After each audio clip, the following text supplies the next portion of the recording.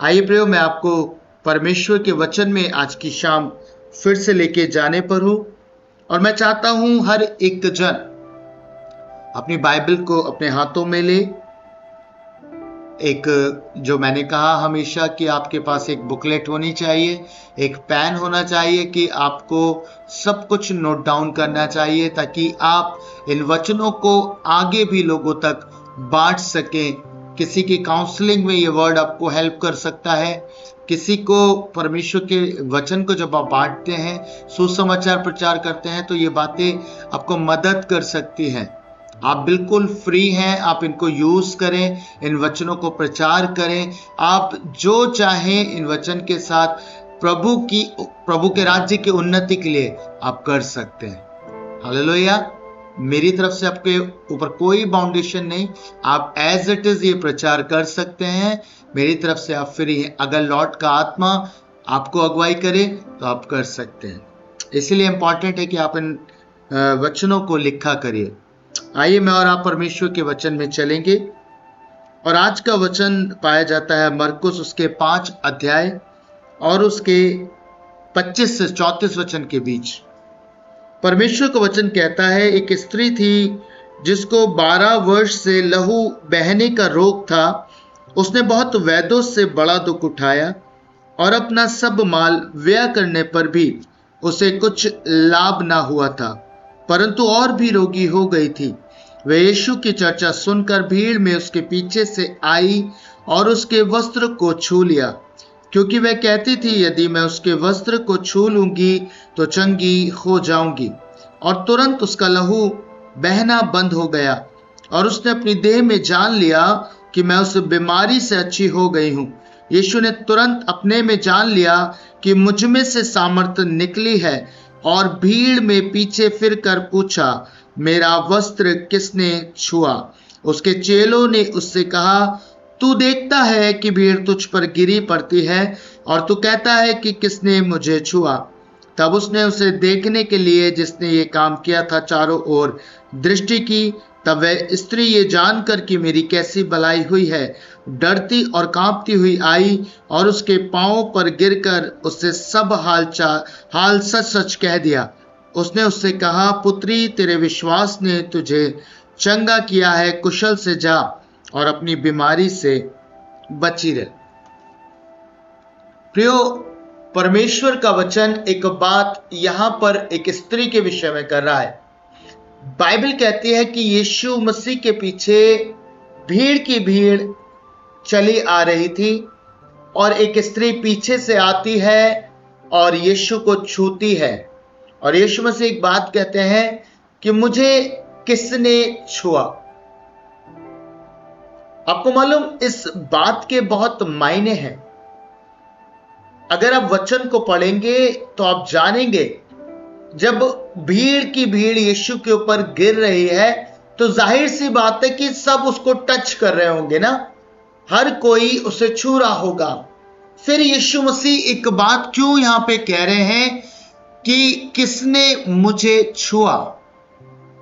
कुछ अलग है जो भीड़ से अलग है।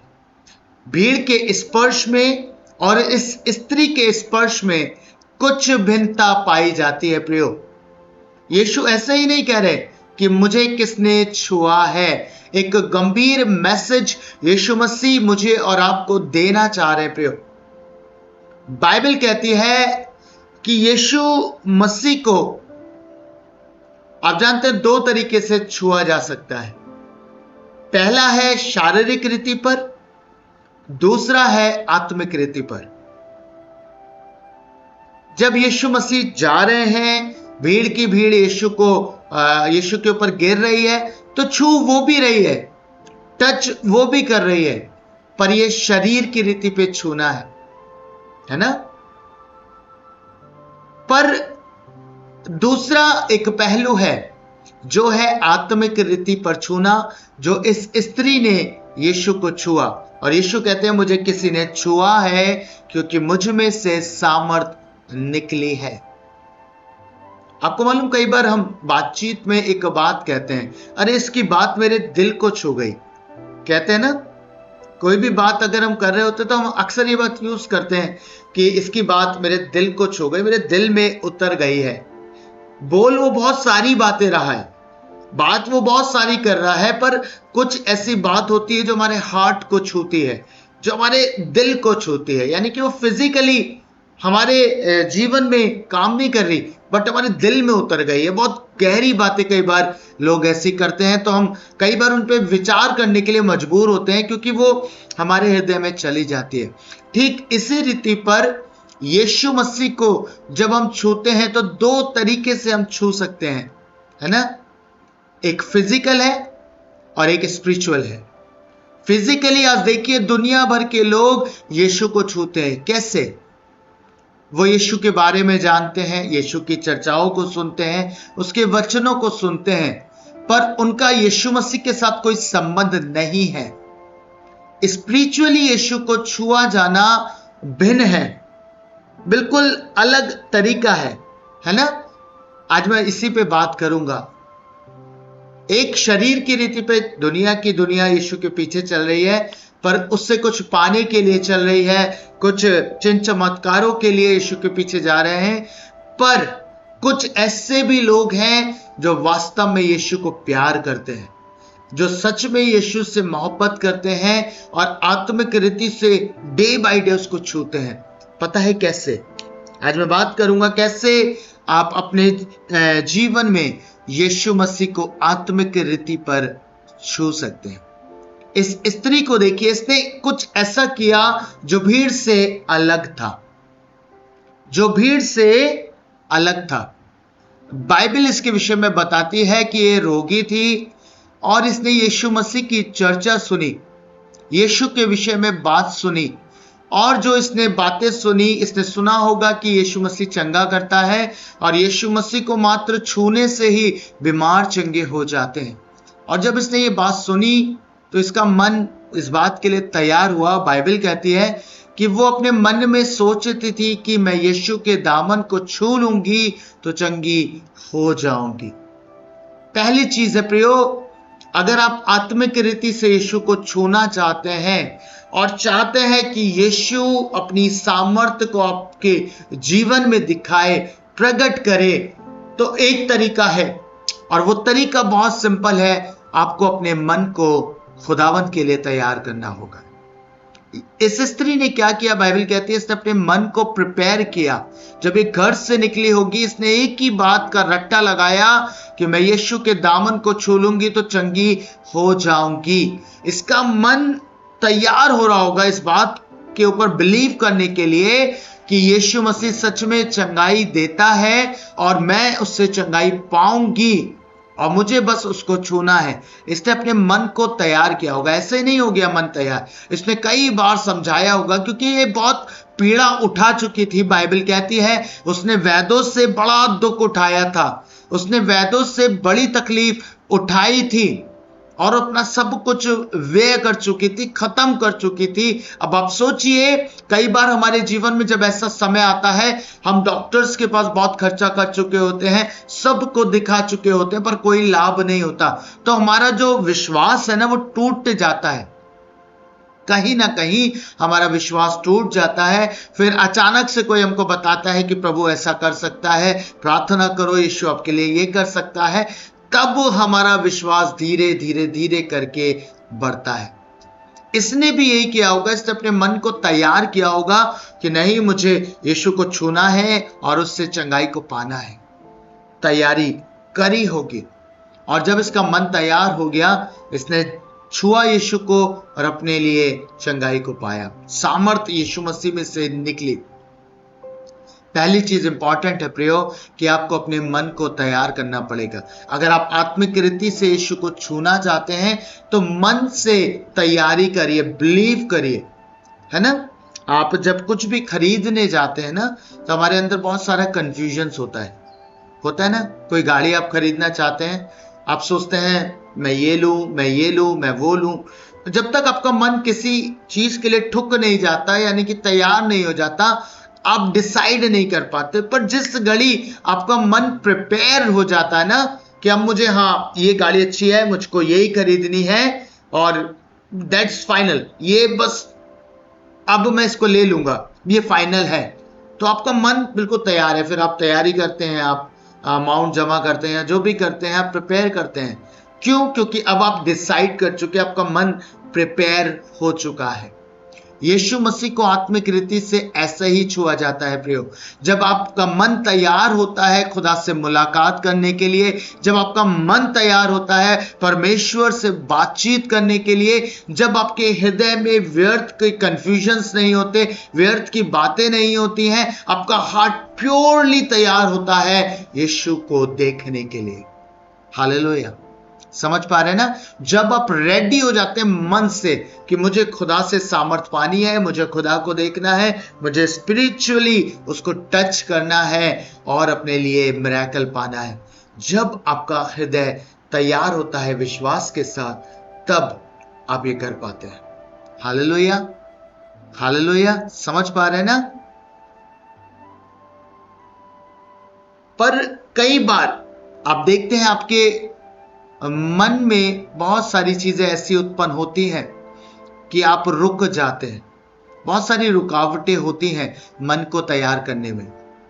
पता है, बहुत सारी रुकावटें होती हैं बिलीव करने में, विश्वास करने में। ये जब स्त्री आई होगी, आपको लगता है कि इसके जीवन में रुकावट नहीं होगी कोई? इसके जीवन में बहुत सारी रुकावट होगी। कैसे इसने अपने मन को प्रिपेयर किया होगा, आपको मालूम? आसान नहीं होगा। रुकावट क्या होगी? लहू बहता था, तकलीफ होगी इसकी लाइफ में, एक डिस्टेंस को तय करना मुश्किल होगा। आप सोचिए, अगर किसी को ऐसा रोग हो जिसका ब्लड लीक होता हो, ब्लड निकलता हो शरीर से, तो वो बहुत कमजोर होता है। बाइबल कहती है कि इसका लहू बहने का रोग था। लहू बहता होगा, एचबी कम हो गया होगा, बॉडी में ब्लड कम हो गया होगा, चक्कर आते होंगे, बहुत कमजोरी होगी, रुकावट इसकी लाइफ में बहुत सारी होंगी। कैसे इसने अपने मन को तैयार किया होगा, कैसे इसने स्ट्रेंथ को इकट्ठा किया होगा कि नहीं, मैं जाऊंगी और उसको छू लूंगी। बहुत रुकावटें होंगी। भीड़, सबसे बड़ी रुकावट भीड़ इसके सामने थी, पर आपको मालूम, इसने दृढ़ निश्चय कर लिया था कि मुझे यीशु को छूना है, एट एनी हाउ, मुझको उसको टच करना है। भीड़ को चीरती हुई, रेंगती हुई उसके वस्त्र के छोर तक पहुंची होगी। आसान नहीं होगा। यीशु के पीछे कोई साधारण भीड़ नहीं चलती थी कि 10-12 लोग चल रहे होंगे। भीड़ की भीड़ यीशु के पीछे चलती थी, उस पर घिरे पड़ते थे लोग। उस भीड़ को चीरते हुए यीशु के दामन तक पहुंचना आसान नहीं था, लेकिन बाइबल कहती है कि उसने अपने मन को तैयार किया, रुकावटों को दूर किया, भीड़ को चीरा, अपनी कंडीशन की ओर ध्यान नहीं दिया, अपने हालातों की ओर ध्यान नहीं दिया। उसने बस एक चीज सोची, बिलीव किया कि यीशु चंगा करता है, मैं छूंगी और मैं चंगी हो जाऊंगी। ये उसका फेथ था और इस फेथ पर वो बनी रही। उसने हर रुकावट को दूर किया। अब चाहे रगड़ के जाना पड़े, घुटनों के बल जाना पड़े, कैसे भी जाना पड़े, पर मैं जाऊंगी और यीशु को छू लूंगी। आपको मालूम, हमारे जीवन में भी बहुत सी रुकावटें होती हैं। पहली रुकावट हमारा लॉजिक। विश्वास करने में, बिलीव करने में, मन को तैयार करने में सबसे अधिक जो रुकावट पैदा करता है वह हमारा लॉजिक। हम बहुत लॉजिक लगाते हैं, है ना? लगाते हैं ना लॉजिक। ऐसा होगा तो ऐसा, ऐसा होगा तो ऐसा, बहुत सारी कैलकुलेशंस, बहुत सारे लॉजिक हमारे पास होते हैं। पर क्या आपने एक बच्चे को देखा है? आप छोटे बच्चे को गोदी में उठाइए, जो हार्डली 1 या 1.5 साल का हो, उसको उठा के आप ऊपर फेंकिए और फिर उसे पकड़ लीजिए। आपको मालूम, वो आनंद से भरा हुआ होता है। वो घबराता नहीं है, वो डरता नहीं है। उसको पता है कि मेरा पापा मुझको उछाल रहा है तो मुझे पकड़ भी लेगा। उसके पास कोई लॉजिक नहीं है, बस वो बिलीव करता है। वो बिलीव करता है, वो कैलकुलेशन नहीं करता इतना ऊंचा उछालेंगे पापा तब मुझे पकड़ लेंगे, इससे ऊपर अगर मैं गया तो नहीं पकड़ेंगे। नहीं, वो इंजॉय करता है। उसे पता है पिता के हाथ हैं और पिता मुझको थाम लेगा। हालेलुया। कोई लॉजिक वो यूज नहीं करता, है ना। पर हमारे साथ क्या होता है, हम कई बार बहुत लॉजिक, बहुत साइंस लगाते हैं। बहुत बार हम बहुत सारी चीजों में लॉजिक और साइंस का इस्तेमाल करते हैं कि ऐसा कैसे हो सकता है, क्या बीमारी से हम चंगाई पा सकते हैं, क्या इतनी बड़ी बीमारी से हम चंगाई पा सकते हैं। जुकाम की बात हो तो हम कहते हैं हाँ हम ठीक हो जाएंगे, खांसी की बात हो हाँ प्रभु चंगा कर देगा। पर जहां सुना कैंसर है, जहां सुना टाइफाइड है, जहां सुना बड़ी बड़ी बीमारी है ना, ट्यूबरक्लोसिस, बड़ी बड़ी बीमारियों के नाम सुने तो हम क्या करते हैं, हम लॉजिक लगाने लगते हैं, साइंस लगाने लगते हैं कि ऐसा नहीं हो सकता, ऐसा नहीं हो सकता। साइंस के अकॉर्डिंग क्या समुद्र का 2 भाग हो जाना संभव है, पर आपके परमेश्वर ने किया। यर्दन का जल सूख जाना संभव है, पर आपके खुदा ने किया। हालेलुया। आपका परमेश्वर असंभव को संभव करने वाला परमेश्वर है। वो खुदा है जिसने सारा को एक ऐसी एज में संतान दी जहां साइंस जाकर सब कुछ मना कर देती है। परमेश्वर ने उस समय सारा को संतान दी। आप सोचिए, बाइबल कहती है उसकी जो अवस्था थी, जो गर्भ की अवस्था थी, वो मरी हुई सी थी, और उस समय खुदा ने उसको संतान दी। हमारा परमेश्वर लॉजिक और साइंस से बाहर है। वो सब कुछ करने वाला परमेश्वर है, जिसने कुछ नहीं में से सब कुछ बनाया। वो परमेश्वर है जिसकी गणना आज तक लोग नहीं कर पाते कि उसके काम ऐसे आश्चर्य के हैं। बाइबल इस बात का वर्णन करती है कि प्रभु तेरे काम तो आश्चर्य के हैं। जब मैं आकाश को देखता हूं, जब मैं तारागण को देखता हूं, तो मुझे लगता है कि ओ मनुष्य क्या है। आप समझ रहे ना, ऐसा आपका खुदा है। पर हम क्यों विश्वास नहीं कर पाते, क्यों मन को तैयार नहीं कर पाते, उसके पीछे कारण है हमारा लॉजिक्स, हमारी कैलकुलेशंस।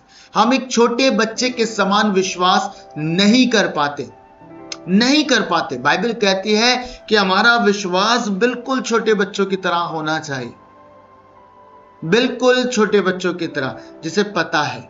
एक बार मेरे बेटे ने मुझसे कहा एरोप्लेन देखा, और उसने मुझसे मांग लिया।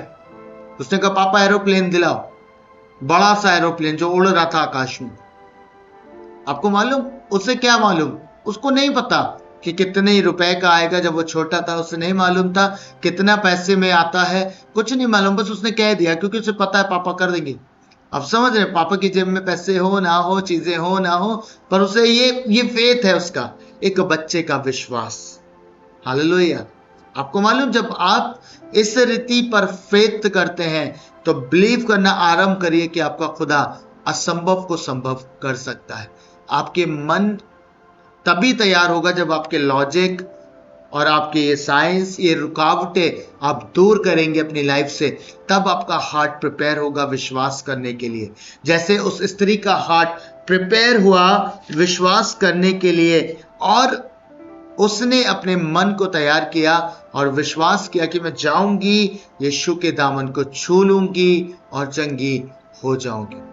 आप समझ पा रहे ना, आपको अपने मन को तैयार करना पड़ेगा, विश्वास में आना पड़ेगा। और विश्वास मात्र ये नहीं है, विश्वास हर एक परिस्थिति में होना चाहिए। अगर आप विश्वास करते हैं तो याद रखिए आपको धीरज भी होना चाहिए, है ना। बाइबल कहती है विश्वास बिना परमेश्वर को प्रसन्न करना अनहोना है। परमेश्वर के पास आने वाले को विश्वास होना चाहिए। आपका हार्ट प्रिपेयर हो पाएगा विश्वास के लिए जब आप इन सारी रुकावटों को अलग करेंगे अपनी लाइफ से। एक कहानी आपको सुनाता हूं कि किस रीति से हमें विश्वास करना चाहिए।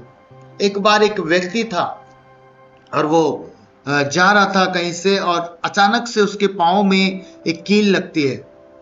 एक धार्मिक व्यक्ति था, खुदा पे विश्वास करने वाला व्यक्ति था। पैर में कील लगती है, जैसे झुकता है नीचे देखता है, कुछ उसे अजीब सा लगता है। वो खोदना आरंभ करता है, उसे दिखता है कि वहां पे बहुत सारे मटके हैं जिसके भीतर बहुत सारे हीरे रखे थे।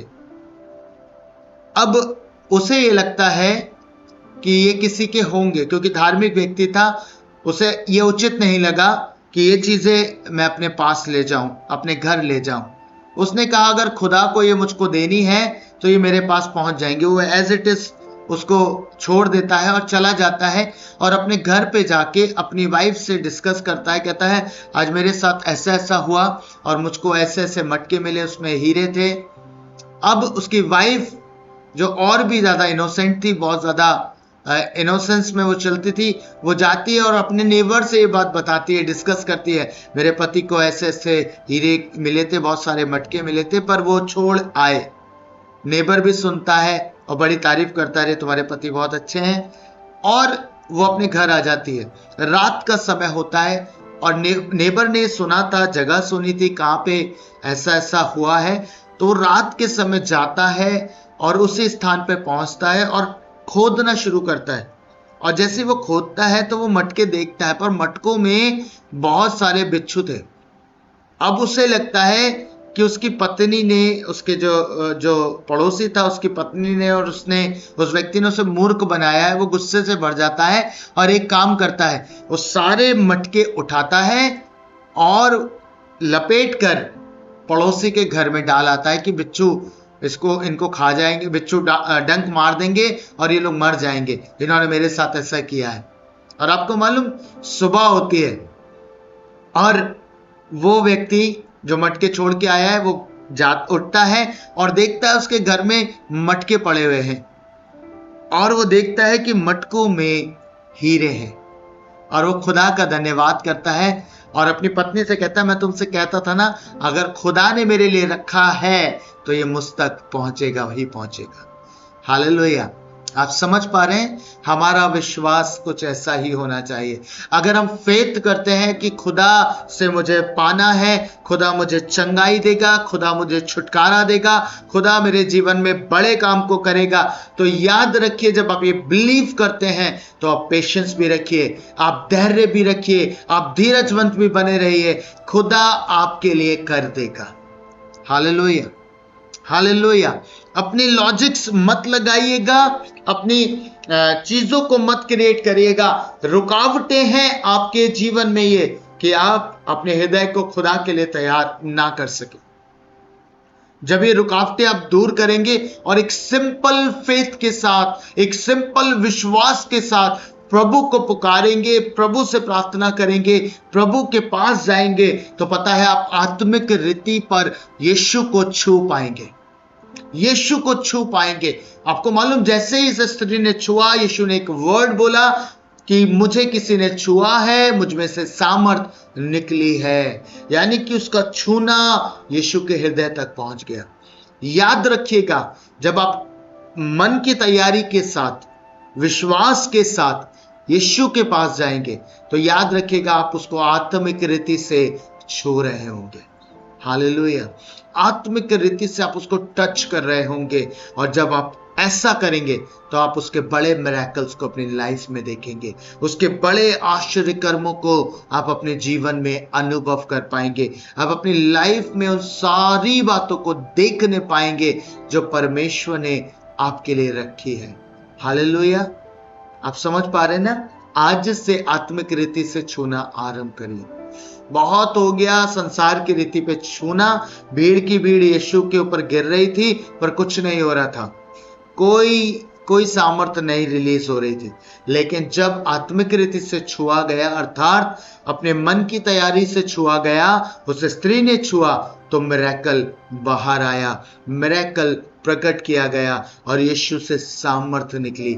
मैं विश्वास करता हूं प्रियो, इस रीति से, जो आत्मिक रीति है, आप यीशु को छुएंगे, आपकी लाइफ पहले के समान नहीं रहेगी, आपका जीवन पहले के समान नहीं रहेगा। आपकी लाइफ में एक बड़ा परिवर्तन आएगा, बड़ा मिरेकल आप अपनी लाइफ में प्राप्त करेंगे, बड़े आश्चर्य कर्म को आप अपनी लाइफ में प्राप्त करेंगे प्रभु यीशु के मार्फत।